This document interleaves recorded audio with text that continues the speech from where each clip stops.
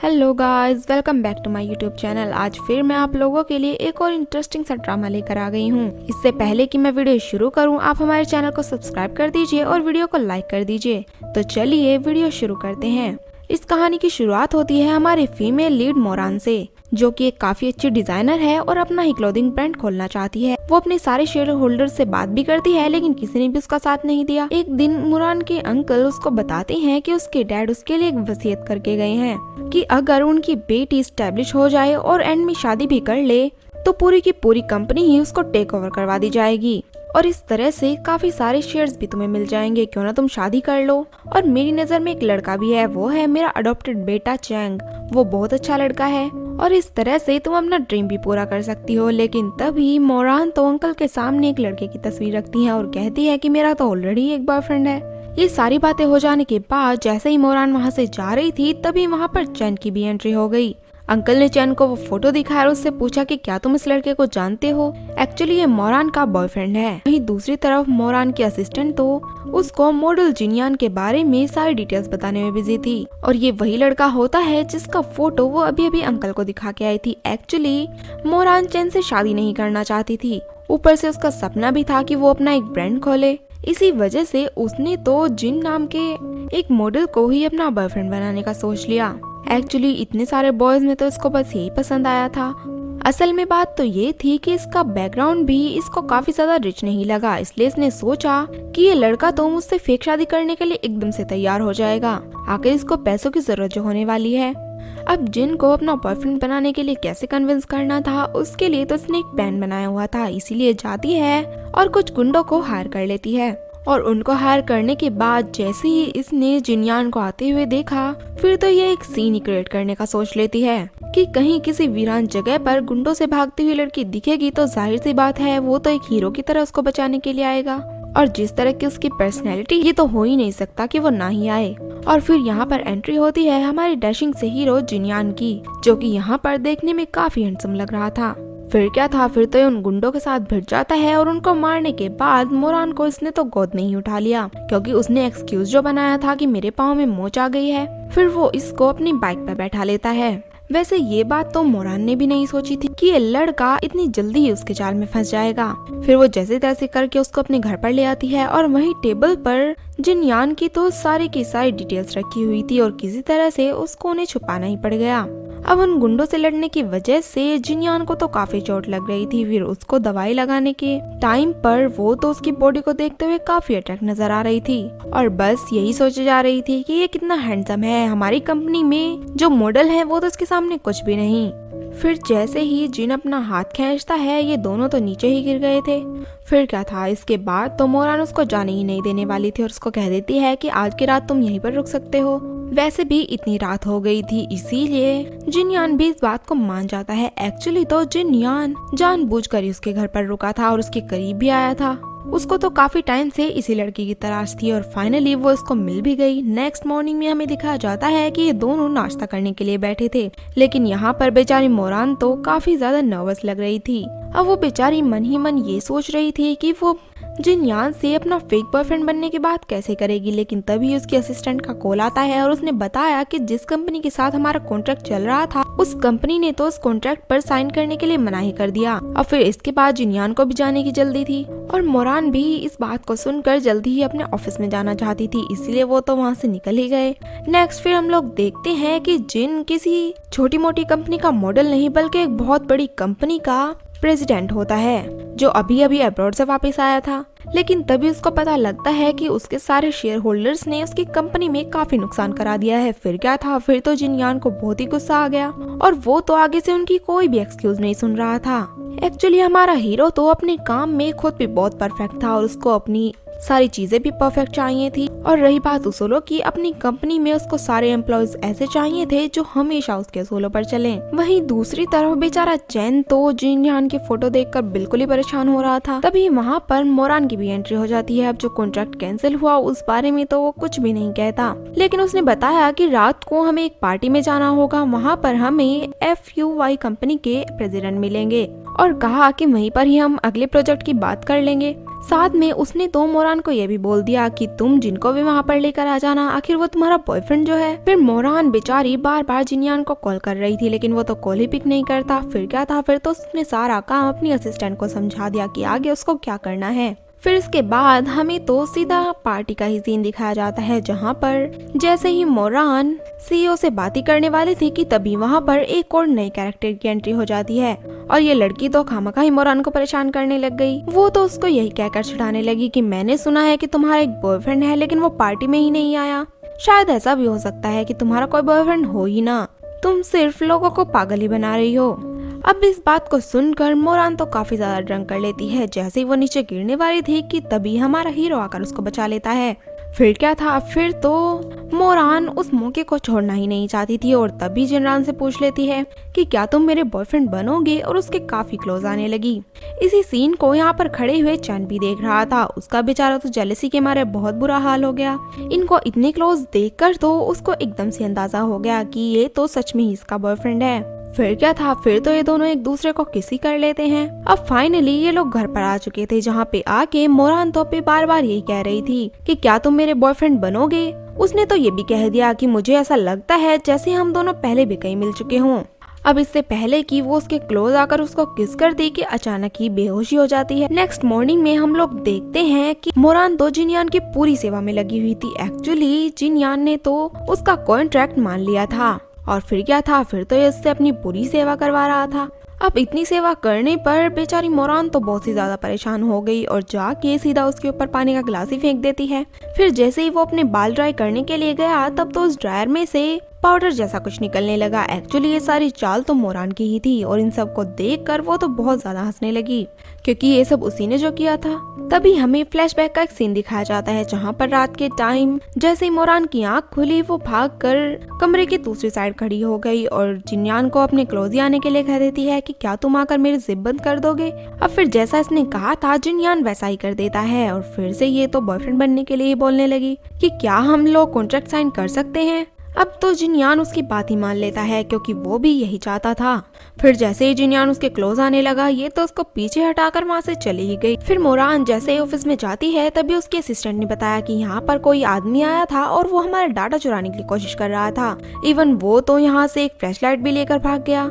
फिर कंपनी में ही मोरान उसी आदमी को देख लेती है, क्योंकि वो तो अभी कंपनी से बाहर ही नहीं गया था। फिर क्या था, फिर तो ये उसके पीछे ही भाग पड़ी, लेकिन वो तो किसी भी कीमत पर मोरान को वो चीजें नहीं देने वाला था। उसने तो धक्का देकर मोरान को नीचे ही गिरा दिया, लेकिन तभी हमारा हीरो जिनयान वहाँ पर आ जाता है। फिर क्या था, फिर तो वो उसको यही कहने लगा कि जो चीज हमें चाहिए वो शराफत से हमें दे दो, नहीं तो फिर देख लेना, मैं तुम्हें इसी बिल्डिंग से नीचे फेंक दूंगा। फिर जैसे ही वो फ्लैश ड्राइव इसने अपने लैपटॉप में लगाई, तब तो इसके साथ धोखा ही हो गया, क्योंकि इसकी वजह से तो उसके लैपटॉप में ही वायरस आ गया। बेचारी मोरान इससे काफी ज्यादा दुखी हो गई और आज की रात उसको एक पार्टी में भी जाना था। तभी जिनयान उसको कह देता है कि तुम पार्टी में जाना चाहती हो तो चले जाओ, यहाँ का काम मैं खुद अपने आप देख लूंगा। नेक्स्ट सीन में हमें मोरान को पार्टी में ही दिखाया जाता है। एक्चुअली ये पार्टी तो उसके बड़ों ने ही रखी हुई थी, जहाँ पर हमने जेंग नाम के एक आदमी को देखा और उसने कहा कि मुझे पक्का पता है कि तुम्हारा कोई बॉयफ्रेंड नहीं है। एक्चुअली तुम्हारा जो भी मैच मेकर था वो मुझे मिल चुका है। तुम्हारी मुलाकात ही कैसे हुई थी, क्या तुम मुझे बता सकती हो। लेकिन इस पर तो मोरान उसको कहने लगी कि अंकल आपको गलतफहमी हुई है, वो एक्चुअली में ही मेरा बॉयफ्रेंड है।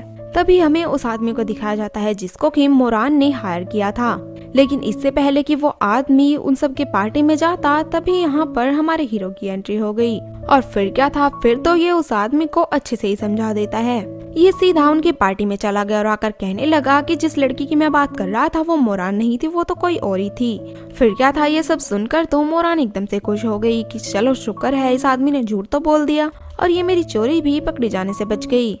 वहीं दूसरी तरफ ही चैंग भी बैठा हुआ था और वो तो बहुत ही ज्यादा जलस कर रहा था। इधर ही जिहांग ने तो ड्रिंक में कोई दवा ही मिला दी थी और ये सब वहीं खड़े हुए जिन्यान ने ही देख लिया। और जैसे ये देखता है कि वही ड्रिंक इसने तो मोरान को ऑफर कर दी, तभी वहाँ पर जिन्यान सामने आ गया। अब वो तो ड्रिंक छीन कर खुद ही पीने लग गया और कहता है कि इसकी तबीयत ठीक नहीं है, इसीलिए ये तो मुझे खुद ही करना पड़ेगा। अब वहाँ पर बैठे हुए सभी लोगों को यकीन हो गया कि ये जिन्यान तो सच में ही मोरान का बॉयफ्रेंड है। जिन्यान तो ड्रिंक करते ही वहाँ से निकल गया और घर पर आकर जैसे ही मोरान ने उसको देखा तो इसकी तबीयत बहुत ही ज्यादा खराब होने लगी। ये तो काफी ज्यादा हॉट फील कर रहा था। फिर तो ये जाकर ठंडे पानी के टब में बैठ गया। मोरान ने उसको बार बार कहा कि बाहर निकल आओ, ये पानी बहुत ठंडा है, लेकिन वो तो उसको पानी में खींच लेता है। और फिर क्या था, फिर तो वो उसको फोर्सफुली ही किस करने लगता है। वहीं दूसरी तरफ हमें चैन को दिखाया जाता है जो कि एक फोटो ले रहा था और उस फोटो में जिन यान और वो किडनैपर साथ बैठे हुए थे। इसको देखकर चैन को तो पूरा ही यकीन हो गया कि जो कुछ उस किडनैपर ने यहाँ पर आकर कहा था वो बिल्कुल सच नहीं था। फिर तो इस चैन को बहुत ही ज्यादा गुस्सा आ जाता है कि आखिर ये जिन है कौन, इसको तो मैं ही देख लूंगा। नेक्स्ट मॉर्निंग में जैसे ही जिनयान की आंख खुलती है तब तो वो अपने आप को बिल्कुल क्लोथलेस पाते हैं, लेकिन जिनयान तो बेचारा काफी डरा हुआ था कि पता नहीं रात को हमारे बीच क्या क्या हो गया।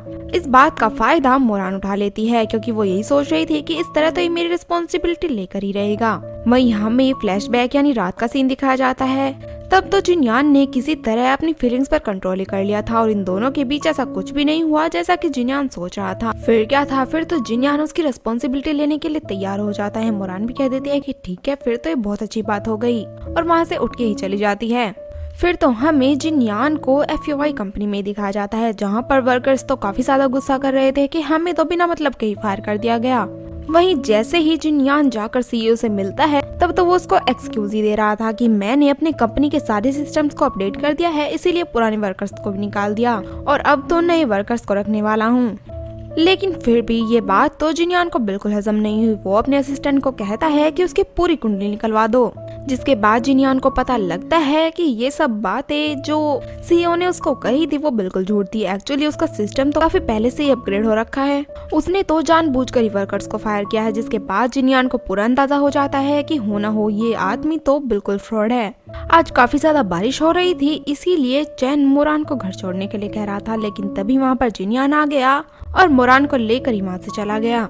फिर जैसे ये लोग घर पर आते हैं तभी मोरान के पास एक कॉल आ गया और उससे कहा गया कि कंपनी में कोई ना कोई गड़बड़ी हो गई है, लेकिन जिनयान तो उसको जाने के लिए ही मना कर देता है और कहता है कि हमारे कॉन्ट्रैक्ट में ये शामिल था कि जब भी मैं तुम्हें खाना बनाने के लिए कहूँगा तुम एकदम से मुझे खाना बना के दोगी। अब बेचारी मोरानी क्या कर सकती थी, वो तो उसके लिए खाना बनाने चल जाती है। एक्चुअली ये सब तो जिनयान ने जानबूझ के किया था। वो सीधा अपने असिस्टेंट को कॉल करता है और मोरान की कंपनी में जो भी इशू हुआ था उसको सॉल्व करने के लिए कह देता है। अब मोरान जल्दी जल्दी से उसके लिए कुकीज बना के लाती है और जैसे ही यहाँ से जाने वाली थी तभी इसके पास कॉल आया, जिससे इसको पता लग गया कि जो भी इशू था वो सॉल्व हो चुका है। जिसके बाद इसको काफी रिलीफ फील हुआ। फिर वो मोरान को कहने लगा कि अब तो तुम कंपनी नहीं जा रही हो, इसीलिए प्लीज मेरे साथ बैठ जाओ और कुकीज खा लो। जैसे ही वो उसके हाथ पकड़कर अपने मुंह में कुकीज डालता है फिर तो मोरान को फ्लैशबैक का एक सीन आता है, जैसे कि एक लड़का उसके सामने यही कुकीज लेकर खड़ा हुआ है। फिर तभी काफी ज्यादा तेज बारिश होने लगी, काफी हवाएं भी चल रही थी, इसीलिए बेचारी मोरान तो डरने ही लग गई। फिर जिन उसके पास आता है और उसको रिलीफ फील करवाने की कोशिश करता है। तभी मोरान ने उसको बताया कि मैं पहले ऐसी नहीं थी, एक दिन मेरा और मेरे डैड का एक्सीडेंट हो गया जिसमें मेरे डैड की तो डेथ हो गई, लेकिन मेरी तो सारी मेमोरीज ही लॉस हो गई। फिर नेक्स्ट डे मोरान तो ऑफिस में बैठकर काफी ब्लश किए जा रही थी। एक्चुअली वो जिनयान के बारे में ही सोच रही थी। फिर क्या था, फिर तो वो अपनी असिस्टेंट को बुलाती है और उसको पूछती है कि मेरी एक फ्रेंड है, उसको किसी से लव हो चुका है, लेकिन वो इस बात का पता कैसे करे कि क्या वो वाकई में उसको लेकर अपने दिल में कोई फीलिंग्स रखती है। तभी असिस्टेंट उसको एक आइडिया देती है और कहती है कि अपनी फ्रेंड से बोलो कि जाकर उस लड़के के साथ मूवी देखे, इस तरह उसको पता लग जाएगा कि उसके मन में उस लड़के के लिए फीलिंग्स हैं भी या नहीं। फिर रात के टाइम इसने तो जिनयान को मूवी देखने का ऑफर ही कर दिया और फिर उसमें तो अजीब अजीब से सीन आने लगे, जिसको देखकर ये दोनों ही अनकंफर्टेबल हो गए। फिर मोरान ने कहा कि चलो मूवी को छोड़ो, हम दोनों ड्रिंक करते हैं, इससे हम काफी रिलीफ भी फील करेंगे। अब किचन में आके जैसे ही मोरान ड्रिंक ले रही थी तब तो उसने जिन के ड्रिंक में कुछ मिला ही दिया कि इससे वो बेहोश सा हो जाएगा, क्या पता अपनी इस बेहोशी में ही कुछ फीलिंग्स कन्फेस कर ले। लेकिन ये सब तो हमारे हीरो ने पता ही लगा लिया था। वो तो बैठा हुआ वहाँ पर हंसी रहा था। जैसे ही मोरान उसके पास ड्रिंक लेकर आई उसने तो मोरान की ही ड्रिंक ले ली और बेचारी को मजबूरी में वही दवाई वाली ड्रिंक पीनी पड़ गई।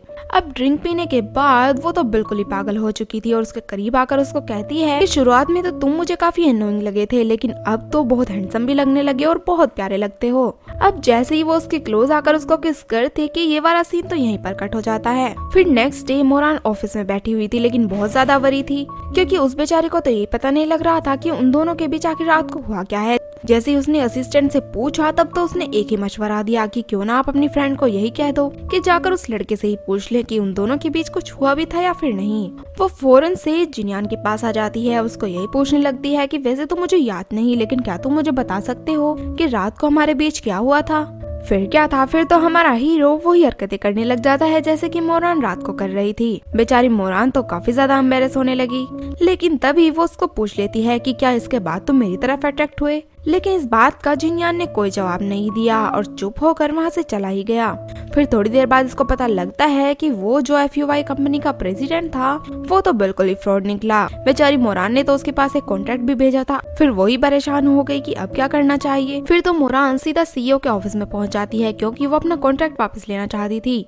वहीं दूसरी तरफ हमें जिनयान को CEO के पास ही दिखाया जाता है, जो कि उसको कह रहा था कि मैं जानता हूँ तुम एक फ्रॉड आदमी हो। वो कहने लगा कि तुम्हारे पास इसका क्या प्रूफ है। जिनयान ने कहा कि मैं बिना प्रूफ के कोई बात नहीं करता। अब उसने बातें बना के मोरान के तो सारे डॉक्यूमेंट्स ले लिए थे और जाकर उसको दे दिए। खैर CEO ने तो इन कॉन्ट्रैक्ट पर कोई साइन नहीं किए थे। फिर क्या था, फिर तो ये दोनों ही वहाँ से चले जाते हैं। फिर नेक्स्ट सीन में असिस्टेंट दो मोरान को यही बता रही थी कि आपका वो जो लव कॉन्ट्रैक्ट है वो जल्दी ही खत्म होने वाला है, क्या हम दोबारा बनवा लें। इस पर मोरान भी कहने लगी कि हाँ ये मुझे दोबारा शुरू करना है, क्योंकि अभी वो इस कॉन्ट्रैक्ट को खत्म नहीं करना चाहती थी।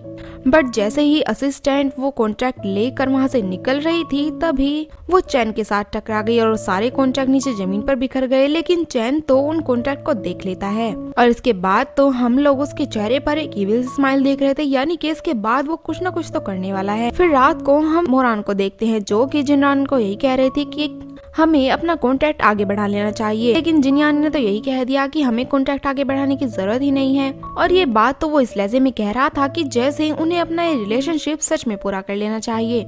लेकिन इस बात को बेचारी मोरान तो समझी ही नहीं और इस चक्कर में जिनयान तो वहाँ से उठकर ही चला गया। उसके जाने के बाद मोरान तो बहुत गुस्सा करती है। एक्चुअली वो भी जिन से दूर नहीं रहना चाहती थी और बस यही सोच रही थी कि किस तरह से वो इस कॉन्ट्रैक्ट को रिन्यू करवा ले और जिन उसी के पास रुक जाए। वो गुस्से में आकर तो अपनी फेवरेट वॉच ही तोड़ देती है, लेकिन जैसे ही जिनयान वहाँ पर आया वो तो उसके साथ टकरा कर यही बोल देती है कि देखो तुमने मेरी कितनी प्यारी वॉच तोड़ दी, ये तो बहुत एक्सपेंसिव भी है, अब तो इसके बदले तुम्हें कंपनसेट करना ही पड़ेगा और अगले 3 महीनों तक तुम मेरे पास ही रहोगे। इसके बाद तो जिन उसको कहने लगता है कि ये वॉच मेरी वजह से नहीं टूटी बल्कि तुमने जानबूझकर इसको तोड़ा है। अब उसके ऐसा कहने पर ये बेचारी बहुत नर्वस हो गई, लेकिन फिर भी इसने तो अब ठान ही लिया था कि कुछ भी हो जाए इसे तो जिनयान से उस कॉन्ट्रैक्ट पर साइन करवानी ही है। पहले तो ये सोचती है कि मैं उससे प्यार से जाकर बात करूंगी तभी वो मान जाएगा, लेकिन फिर सोचा कि जाकर गुस्से से बात करूंगी शायद वो तब माने। ये तो बेचारी कंफ्यूज ही हो गई थी। तभी इसके पास चैन की कॉल आती है जो कि इसको ऑफिस में ही बुला रहा था, लेकिन जैसे ही ऑफिस में पहुंची वहाँ पर जिन खड़ा हुआ था और उसके लिए एकदम न्यू वॉच लेकर आया था जो कि उसको पहना देता है। वहीं जैसे ही चैन के साथ पहुंची वो तो उससे यही कह रहे थे कि मुझे पता लग चुका है कि जिन तुम्हारा असली बॉयफ्रेंड नहीं है बल्कि तुमने तो उसके साथ कॉन्ट्रैक्ट किया हुआ है, इसलिए अगर तुम चाहती हो कि ये बात किसी को पता ना लगे तो तुम्हें तो हर हाल में उससे ब्रेकअप करना पड़ेगा। तुम्हारे पास सिर्फ एक ही चॉइस है, या तो तुम अपना न्यू ब्रांड खोल लो या फिर उसको बॉयफ्रेंड बना लो। और ये सारी बातें तो यहाँ पर चैन ने रिकॉर्ड भी कर ली थी। बेचारी मोरान तो चैन की सारी ही बातें मान जाती है और कह देते हैं कि हाँ तुम सही कह रहे हो, वो मेरा रियल वाला बॉयफ्रेंड नहीं है, प्लीज तुम अपने डैड को मत बताना, मैं जल्दी ही उससे ब्रेकअप कर लूंगी। बट बाद में इसको पता लगा कि चैन के पास तो उसका ऐसा कोई कॉन्टेक्ट है ही नहीं, वो तो बस इसे सच उगलवाने के लिए उसको झूठ ही बोल रहा था। अब इसको अपना सपना जो पूरा करना था इसीलिए वो सीधी जाती है जिनयान के पास और उससे अपने ब्रेकअप की ही बात करने लग जाती है और कहती है कि अब हमारे बीच कोई भी कॉन्ट्रैक्ट नहीं होगा। ये सारी बातें सुनकर तो जिनयान एकदम से शॉक हो गया क्योंकि उसको ऐसा तो बिल्कुल भी अंदाजा नहीं था। वहीं रात के टाइम हमें मोरान को दिखाया जाता है जो कि जिनयान की दी हुई वॉच को देखकर बस रोई जा रही थी और यही सोच रही थी कि किसी तरह जिनयान उसके पास आ जाए। इतने में ही वहाँ पर जिन भी आ जाता है, लेकिन वो तो बहाने से ही आया था और उसको घर की चाबी देकर कहता है कि मैं ये देना ही भूल गया। बट जैसे ही वो दोबारा वहाँ से जाने लगा मोरान तो उसको पीछे से आकर हक कर लेती है और उसके साथ अपना लव भी कन्फेस कर लेती है। वो उससे कह देता है कि तुम्हें ये बातें मेरे साथ नहीं करनी चाहिए थी, लेकिन मोरान ने तो एकदम से उसको छोड़ दिया कि ऐसा तुमने क्यों कहा। इस पर जिन ने बताया कि शायद मुझे ही तुमसे पहले अपनी फीलिंग को कन्फेस कर लेना चाहिए था। अब तो ये ही मोरान को यहाँ पे हक कर लेता है और फिर क्या था, फिर तो ये रिलेशनशिप में आ चुके थे और दोनों बहुत ही खुश थे। फिर नेक्स्ट डे जैसे ही मोरान उसके लिए खाना बना रही थी कि तभी इन दोनों के पास कंपनी से मैसेज आया। एक्चुअली वो जो कंपनी का CEO था वो तो फ्रॉड करके वहाँ से भाग ही गया था। फिर जिनयान तो सीधा उसके कंपनी में पहुँच जाता और उसको ऑफर देने लग जाता है। कहता है कि आप लोगों की कंपनी को तो अब कोई भी नहीं खरीदने वाला, लेकिन मैं आपको एक ऑफर देता हूँ, मैं इसको खरीदने के लिए तैयार हूँ और अब तो वो FUI कंपनी का भी प्रेसिडेंट बन गया। इसके बाद ये दोनों ही कंपनी से जा रहे थे, लेकिन तभी वहाँ पर मोरान के पास चैन की कॉल आ जाती है और वो उसको कह रहा था कि अगर अभी के अभी तुमने जिनियान को नहीं छोड़ा तो फिर मैं ये वाली रिकॉर्डिंग अपने डैड को भेज दूंगा और फिर देखना तुम्हारा क्या होगा। अब ये तो सारी बातें जिनियान को बता देती है और कहती है कि किस तरह से चैन उसको ब्लैकमेल कर रहा है, लेकिन अब तो जिनियान किसी भी हालत में इस पर गिव अप नहीं करने वाला था। फिर क्या था, फिर तो जिनियान उसको शादी करने के लिए कह देता है और वो भी एकदम से मान गई। फिर नेक्स्ट हमें दिखाया जाता है कि अब तो मोरान अपने लिए ड्रेस सिलेक्ट कर रही थी क्योंकि मैरिज सर्टिफिकेट बनवाने के लिए उसको एक फोटो की जरूरत भी थी। बट जैसे ही ये लोग फोटो क्लिक करवाने के लिए पहुंचते हैं, उन्होंने तो इनके ड्रेस ही चेंज करवा दी थी। फिर तो ये कॉन्ट्रैक्ट मैरिज कर लेते हैं और दोनों ही एक दूसरे के हस्बैंड वाइफ बन गए। फिर जैसे ही ये लोग क्वालिटी टाइम बिता रहे थे तभी इसके पास एक कॉल आ जाती है। एक्चुअली मोरान को अंकल ने ही बुलाया था और वो उसको यही कह रहे थे कि तुम्हें अभी के अभी वेंडी कंपनी के प्रेसिडेंट के साथ बात करने के लिए जाना पड़ेगा क्योंकि हमने उनके पास अपना एक कॉन्ट्रैक्ट भेजा हुआ था। फिर जैसे ही ये उस कंपनी में जाती है तभी एक असिस्टेंट आकर उसको कुछ पेपर्स थमा देती है। फिर एकदम से इसके पास चैन की भी कॉल आ गई। वो उसको कह रहा था कि अगर तुम चाहती हो कि जिन इन पेपर्स पर साइन ना करे तो तुम्हें वापस कंपनी में आना होगा। फिर ये बेचारी बिना जेमिसन से मिले ही वहाँ से वापस ही जाने लगती है।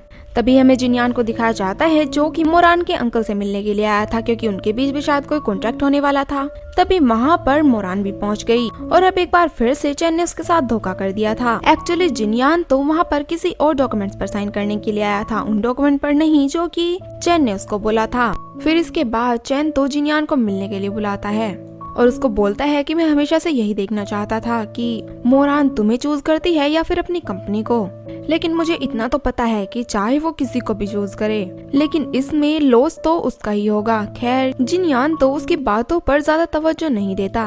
अब यहाँ पर जिनियान को तो ये भी पता लग गया था कि किस तरह चैन ने मोरान को जेमसन से मिलने ही नहीं दिया और बस फोन करके जिनके नाम पर ही उसको यहाँ बुला लिया।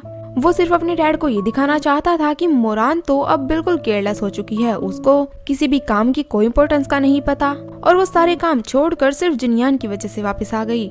फिर जैसे ही जिनियान ने उसको ये सारी बातें बताई तब तो चैन ने एक्सेप्ट भी कर लिया कि हाँ मेरा यही प्लान था, मैं तो बस ये चाहता था कि किसी न किसी तरह तुम दोनों की इज्जत मेरे डैड की नजरों में एकदम से खराब हो जाए। और यहाँ इनके बीच जो सारी बातें हो रही थी वो तो एक रिकॉर्डर में रिकॉर्ड ही कर ली। फिर इसके बाद जिनियान तो उसके सामने एक शर्त रखता है कि अगर वेंडी कंपनी ने मोरान के उन डॉक्यूमेंट्स पर साइन कर दिए तो तुम खुद ही हार मान लोगे और इसके बाद मोरान को बिल्कुल भी परेशान नहीं करोगे। अगर ऐसा हो जाता है तो ये रिकॉर्डर भी मैं तुम्हें ही दे दूंगा। फिर इनके बीच तो ये डील ही हो चुकी थी। फिर मोरान को अंकल के पास दिखाया जाता है जो कि उनसे झूठ नहीं बोलना चाहती थी। उसने कहा कि पहले मेरे और जिनियान के बीच एक कॉन्ट्रैक्ट था कि वो मेरा फेक बॉयफ्रेंड बन जाए, लेकिन इसके बाद हम दोनों के बीच प्यार हो गया, यहाँ तक कि हम दोनों ने शादी भी कर ली। लेकिन ये बात सुनकर तो अंकल एकदम से शॉक हो जाते हैं क्योंकि उन्हें तो इस बात का बिल्कुल भी अंदाजा नहीं था। फिलहाल इस बात पर अंकल उसको कुछ भी नहीं कहते, लेकिन ये जरूर कह देते हैं कि वेंडी कंपनी में जाओ और वहाँ पर जेमसन के साइन करवा के लेके आओ। फिर एक जगह जिनियान के साथ खड़ी होकर अपनी असिस्टेंट से फोन पर बात कर रही थी और उससे यही कह रही थी कि मुझे किसी भी कीमत पर वेंडी कंपनी के सीईओ जेमसन के साइन इस डॉक्यूमेंट्स पर चाहिए। फिर एकदम से उसके याद आया कि जिनियान भी उसी कंपनी में मॉडल है। फिर वो उससे रिक्वेस्ट करने लग जाती है कि क्या तुम मेरी हेल्प करोगे, तुमने तो जरूर जेमसन को देखा होगा। लेकिन इस बात पर जिनियान तो कुछ भी नहीं कहता और वहाँ से चला जाता है। अब उन दोनों की शादी को काफी टाइम हो गया था, लेकिन उन दोनों के बीच तो ज्यादा बातें ही नहीं होती थी, इसीलिए वो अपनी असिस्टेंट के बताए हुए 3 रूल्स पर काम करने लग जाती है। पहले तो अपने हस्बैंड को खुश करने के लिए उसके लिए खाना बना कर लेके जाती है, लेकिन जैसे ही जिनियान ने वो चखा उसका मूड तो एकदम से ही खराब हो गया। वो तो कह रही थी कि ये टेस्टी ही होगा, लेकिन जैसे ही मोरान ने उसको खाया फिर क्या था, फिर तो उसको पता ही लग गया कि ये कितना बेस्वाद बना है। सेकंड था जिनियान के सारे काम करना, वो तो काफी खुशी खुशी उसके सारे ही काम कर रही थी ताकि वो उस पर डिपेंड ही हो जाए। और थर्ड था उसके कपड़ों में अपना नाइट वेयर रखना, लेकिन फिर तो वो यही सोचने लग गई कि शायद मुझे इतनी जल्दी नहीं स्टार्ट करना चाहिए। वो उसके रूम में जाती है, लेकिन तब तक तो जिनियान ने उसको देख ही लिया था। फिर क्या था, फिर तो बेचारी एम्बेरस होकर अपना नाइट वेयर लेकर वहाँ से चली गई। नेक्स्ट डे हम लोग मोरान को वेंडी कंपनी में देखते हैं, जहाँ पर जैसे उसकी एंट्री हुई तो सामने उसको जिनियान मिल गया। अब वो बेचारा इसके सामने सच्चाई तो नहीं बताना चाहता था और ये भी इतना ही जानती थी कि जिनियान वहाँ पर एक मॉडल है। फिर तो वो उसके असिस्टेंट को ही जेमसन समझकर उससे बातें करने लग जाती है। फिर ये थोड़ी रिलीफ फील करता है और असिस्टेंट को भी इसने नजरों में ही समझा दिया था कि तुम्हें तो अब यही एक्टिंग करनी पड़ेगी। अब जैसे ही उनके बीच और ज्यादा बातें होती है तब तो मोरान को पूरा ही यकीन हो गया कि अब तो वेंडी कंपनी के साथ उसकी कोऑपरेशन पूरी तरह से हो जाएगी।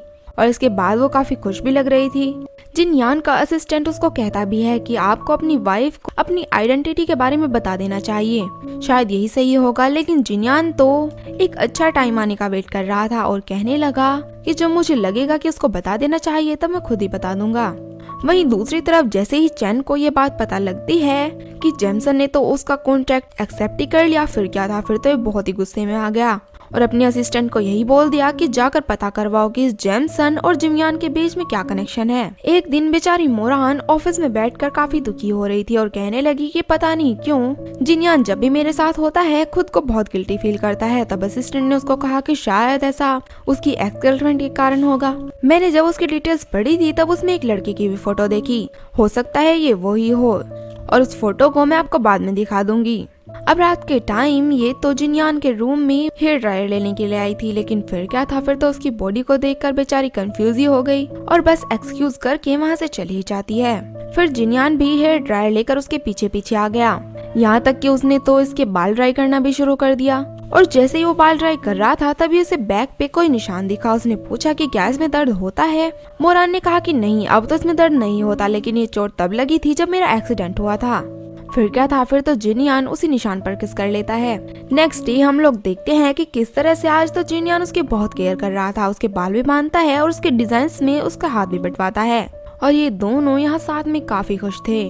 वहीं दूसरी तरफ हम लोग चैन को देखते हैं जिसकी असिस्टेंट उसको बता रही थी कि वो सीईओ फ्रॉड करके तो यहाँ से भाग गया, लेकिन उसके अकाउंट में सारा पैसा ट्रांसफर ही नहीं हुआ। अब लोगों को पूरा यकीन था कि इस सारे कांड में जरूर चैन का हाथ है, इसीलिए वो उसको कहती है कि तुम ज्यादा चिंता मत करो, मैं ये बात किसी को भी नहीं बताऊंगी। लेकिन साथ में वो तो उसे अपना एक काम भी करने के लिए कह देती है। फिर इस बात को चैन भी मान गया और कहने लगा कि चलो ठीक है, मैं तुम पे एक बार ट्रस्ट करके देख ही लेता हूँ। वहीं दूसरी तरफ हम लोग मोरान और जिनयान को देखते हैं जिनकी आज 100th डे एनिवर्सरी थी। फिर तो वो दोनों एक काफी अच्छा टाइम साथ में बिताने का डिसाइड कर लेते हैं और इसके बाद तो फाइनली मोरान ने उसके साथ अपनी लाइफ स्टार्ट करने का सोच ही लिया था कि अब मुझे देर नहीं करनी चाहिए। वो बड़ा ही ब्यूटीफुल और अट्रैक्टिव सा ड्रेस पहनकर सीधा जिनयान के पास ही पहुंच जाती है, लेकिन जिनयान को तो समझ में ही नहीं आ रहा था कि आखिर ये कहना क्या चाहती है। लेकिन इस बात पर मोरान को तो गुस्सा ही हो गया और वो उठ के वहाँ से जैसे ही जाने वाली थी कि जिनयान उसका हाथ पकड़ लेता है। फिर तो ये दोनों एक दूसरे को किस करने लग जाते हैं, लेकिन इससे पहले कि ये दोनों इंटीमेट होते जिनयान के फोन पर एक कॉल आने लग गई। एक्चुअली ये फोन किसी और का नहीं बल्कि जिनयान के असिस्टेंट का था। वो उसको बता रहा था कि वो जो सीईओ था उसके फ्रॉड केस में हमने बहुत इन्वेस्टिगेशन करने की कोशिश की, लेकिन उसके पीछे आखिर कौन है ये तो हम बिल्कुल भी नहीं पता कर पा रहे। इस बात पर जिनयान तो एकदम से गुस्सा करने लग गया और कहता है कि सिर्फ इतनी बात को बताने के लिए तुमने मेरा टाइम ही वेस्ट कर दिया। अब पीछे से जैसे इसने देखा तब तो मोरान सो ही चुकी थी। फिर वो उसको उठाकर बेड पे लिटा देता है और उसके फोरहेड पर किस करके वहाँ से चला ही जाता है। नेक्स्ट डे जैसे ही मोरान ऑफिस में जाती है तब वहाँ पर असिस्टेंट आकर उसको जिन की फोटो ही पकड़ा देती है, जिसको देखकर पता नहीं क्यों मोरान को तो शक ही होने लगा कि हो सकता है जिन भी अपने किसी प्लान की वजह से ही मेरे पास आया हो। वो सीधा उन गुंडों के पास आ जाती है जिसको कि उसने हायर किया था और उसने कहा कि मैंने तुम्हें मना किया था ना फाइट ना करने के लिए, लेकिन फिर से तुमने ऐसा ही कर दिया, तुमने फाइट शुरू कर दी। मुझे सच सच बताओ कि आखिर हुआ क्या था। फिर क्या था, फिर तो वो लोग उसको सब कुछ सच सच बता देते हैं कि एक्चुअली जिनयान तो हमारे पास पहले ही आया था और उसने कहा था कि ये किडनैपिंग वाला सीन बिल्कुल रियल लगना चाहिए, मतलब कि जो सारा कुछ हो रहा था वो तो बिल्कुल ही प्री प्लान्ड था।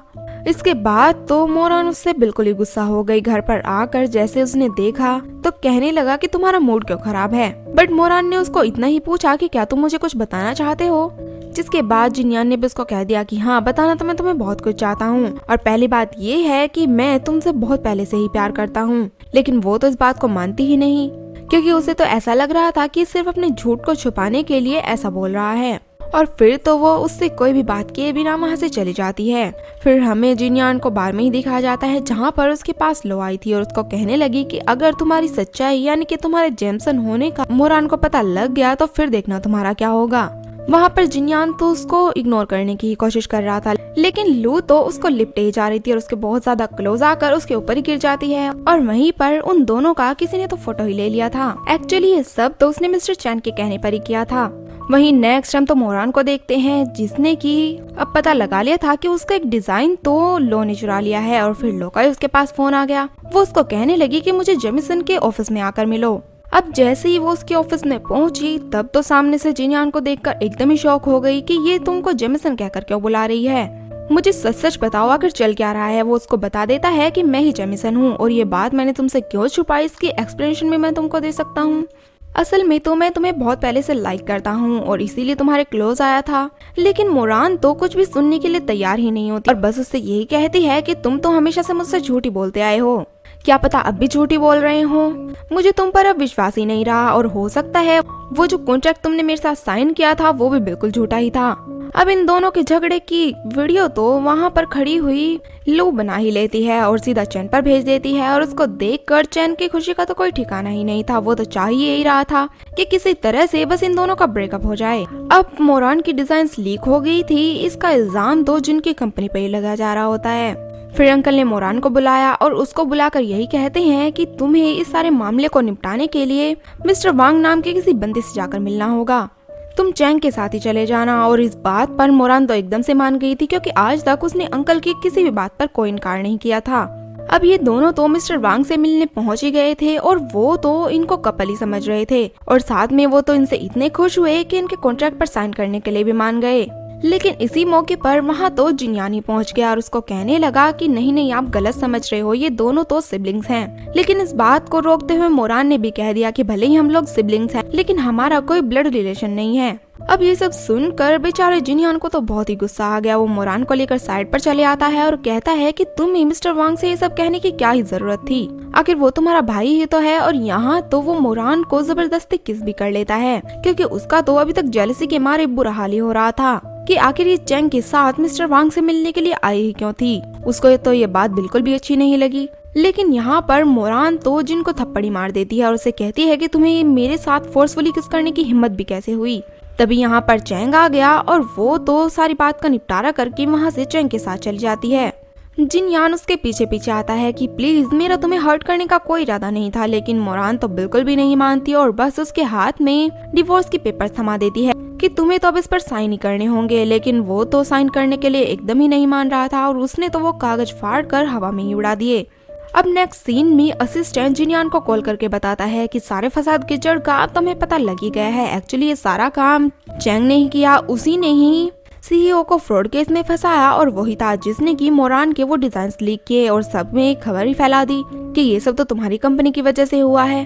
वहीं दूसरी तरफ चैंग तो मोरान को मैसेज कर देता है कि चलो आज की रात मिलकर ड्रिंक करते हैं। फिर वो भी मान गई थी। अब हमें इन दोनों को एक बार में ही दिखाया जाता है जहाँ पर ये दोनों बैठे हुए ड्रिंक कर रहे थे। तभी मोरान को एक कॉल आया। वो तो साइड में होकर बात करने लग गई, लेकिन चैंग ने उसकी ड्रिंक में नशे की दवाई मिला दी, जिसके बाद वो बेहोशी हो जाती है। इससे पहले कि वो मोरान के साथ कुछ गलत काम करता कि बीच में ही हमारा हीरो पहुंच जाता है और आकर उसको रूम में ही लेकर पहुंच गया था। जैसे ही उसको होश आया, वो उस पर बहुत ज्यादा गुस्सा करता है कि तुमने चैंग के साथ ड्रिंक करने का फैसला कर भी कैसे लिया, क्या तुम्हें पता नहीं है कि वो किस तरह का बंदा है।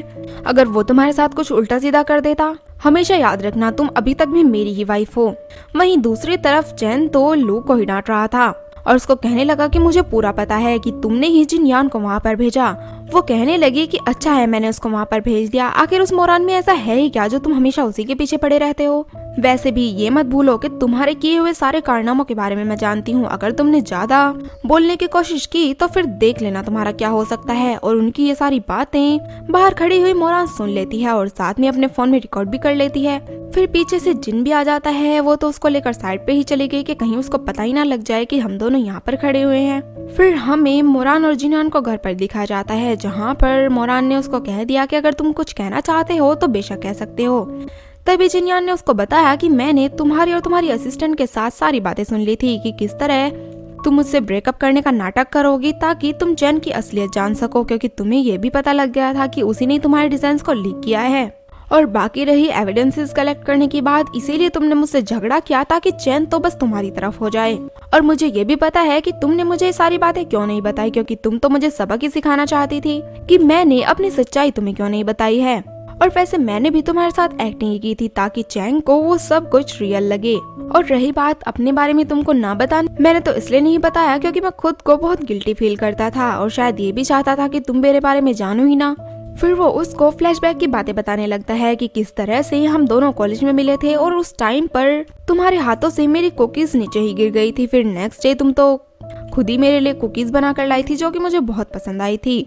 फिर धीरे धीरे करके हम दोनों फ्रेंड्स बन गए, इवन के एक दूसरे को लाइक ही करने लग गए और काफी टाइम एक दूसरे के साथ ही बिताते थे।